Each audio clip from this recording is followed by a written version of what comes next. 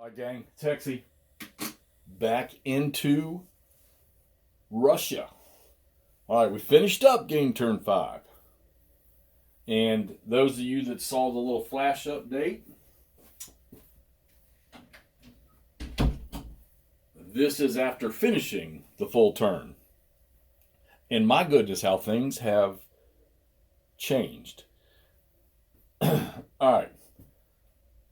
All I know about Moscow in 41 is the Axis got close.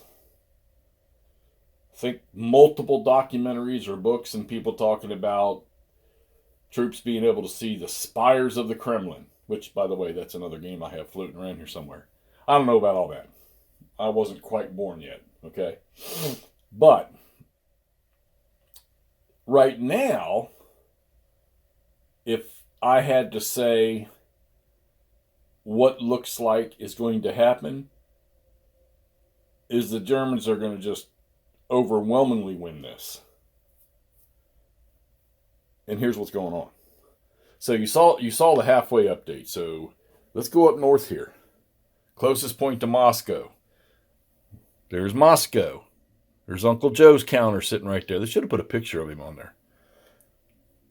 This is Kaluga. Look where the Germans are. Even in heavy rain and mud, they were able to break. So when I did the halfway update, they were in here. All right. And with the rain, of course, movement points are reduced to 5. They were able to jump out to here. They took some supplies and just opened a huge gap in there. And there's no forces that were up here on this side that are going to be able to combat that. All right. So when the Russian turn came around, I'm not going to lie to you. I'm struggling with this one. I'm actually struggling with, well, what do I do with the German forces next?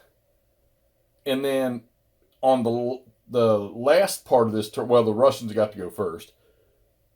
What am I going to shift? I had to use up most of the rail points. And, of course, you got to be starting in a village where there's a rail hex going through it or a city to get troops on to the rail lines. Now, granted, they can move the full length of everything, but I did not really have the Russian resources to do that. So I had to scatter back these guys. I had to rail some guys in here, rail some guys in up here. All right. Haven't rolled for initiative yet on this next turn. I'm not going to lie to you. The Soviets better hope they get it. Of course, then again, weather and supply also can determine what the Germans will do on this next phase. Vyazma, haven't given it up, but we're going to. I've started trying to do a 50-50 pullback here where I can get some of these troops back here. You know, maybe we can get into this fortification line and put the Germans in check. So we're pulling out of there. We're going to more than likely give this up to the Germans. Now, the Germans only need, from what I read, is 40 victory points to win this thing. So somewhere along the line, like I say, I don't look at the reinforcement chart until it's time to pull them. Somewhere along the line, I hope the Russians get a boatload of reinforcements to stop this. All right, let's move down a little farther here to Bryansk. Bryansk, there was nothing going on. Well, guess what? I'm leaving some ad hoc units back here to slow down the Germans, and I'm trying to salvage what I can. Some of this stuff's going to get cut off. There's just no way. Initiative depending, these guys might get out here because I couldn't get a German unit up in here to cut that off. And they're falling back. Urel, I moved some armor towards Urel. You don't really want armor in the city right here, okay? But the Germans are ahead there. And, I mean, look at this gap here. Let me get this thing so you can see this. They've taken Kursk, okay? That was a nice fight. Of course, those Katyushas, they're going to probably fire a burst into this stuff here shortly. But look at this swathe of open ground right there for the Germans. The thing is if I decide to move those Germans out there, I've got to have supply because you don't want them to go out of supply and then start taking attrition, all right? But that is just a massive gap down here. In my consensus, the southern part of this has fallen apart because I've got no choice but to move the few combat troops they got. I got to move them up in here because we don't want the Germans turning towards the northwest or northeast, all right?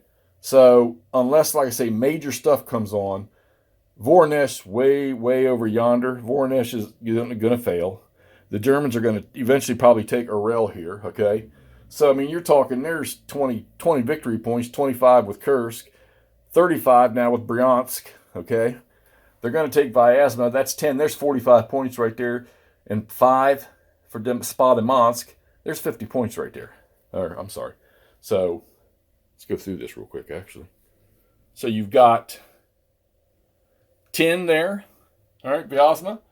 Germans already have Spa de Monsk. That's 5. So, there's 15, okay? Coming in here to Bryansk. There's 10 more. That's going to be 25. We go across here to Orel. There's 10 more. There's 35. Come down here to Kursk. There's 40. And go across to Voronezh. And there's 50. And I think that's all the Germans would need. All right? They don't even need Voronezh, to be honest with you. So, you got to hope the Russians get initiative. The Russians get a decent amount of reinforcement. I did look for this term because I'm getting ready to start it. They don't get any major formations. Well, actually, you know what? They don't really have any formations, but they get guard units coming on, and they still got an armor pool. And if they can get the attacks off with their armor and clear terrain, they can be just as damaging as the German armor division. So, but this is Guderian's Blitzkrieg. We just finished up turn 5. We're starting turn 6, and man, I'm having a blast with this thing. I'm playing the first edition rules. It's fun. The only tedious phase of the whole thing is the initial supply or the supply phase determination for both sides at the start. But you know what? Once you do that, there's no point calculation that's severe during combat or bombardment. It's either going to be 2T or 1T, whether you're attacking or whether you're defending. Depending, I think it's 1T and no T. So they made that sense. So this is the previous system.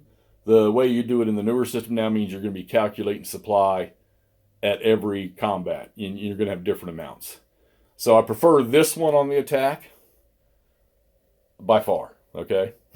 But it is a long phase in doing your supply. But like I say, once you do it, you're going to play through 4 phases, 2 for each side without having to think about it again. So, and then you can worry about repositioning your stuff. All right, so the Soviets need to get a defensive line somewhere, and then they need to get reinforcements in here to try to push this German offensive back.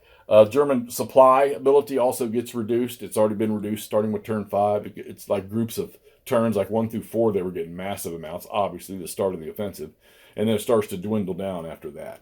So not only do they need to roll high, which is not, I don't know how much that's going to matter. They're going to slowly dwindle in their supplies. Casualties, you can see it's built up over here. Look at all the Soviet aircraft. In which, by the way, there was no air power this last turn because of the heavy rains.